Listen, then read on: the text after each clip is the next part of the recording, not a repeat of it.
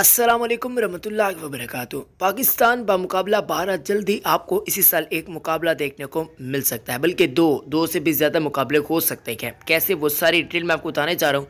मगर नाज़रीन कराम, आपको ये भी बताता चलूँ कि एक सीरीज़ जिसके बारे में खबरें काफ़ी ज़्यादा गर्दिश कर रही है।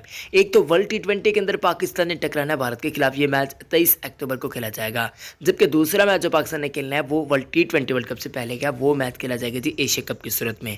हाँ, अगर पाकिस्तान टीम फाइनल में चली जाती है और एशिया कप के फाइनल के अंदर आ जाता है तो हमें एक मरतबा फिर मुकाबला देखने को मिल सकता है। और वर्ल्ड T20 के अंदर अगर पाकिस्तान फाइनल में आता है, फिर टोटल 4 मैचेस पाकिस्तान इस साल भारत के खिलाफ खेल सकता है। वीडियो बनाने का मेन लुब्बे लुबाब ये है कि भाई गांधी जिना सीरीज या फिर जिना गांधी सीरीज, उसके बारे में जरा बातचीत कर लेते हैं। पीसीबी के फॉर्मर चेयरमैन ज़का अशरफ की जानब से एक स्टेटमेंट सामने आ रही है। नाज़रीन कराम, इस सीरीज के बारे में काफी ज्यादा खबरें गर्दिश कर रही हैं कि ये सीरीज होनी चाहिए और इस सीरीज का नाम जिना गांधी या फिर गांधी जिना ट्रॉफी।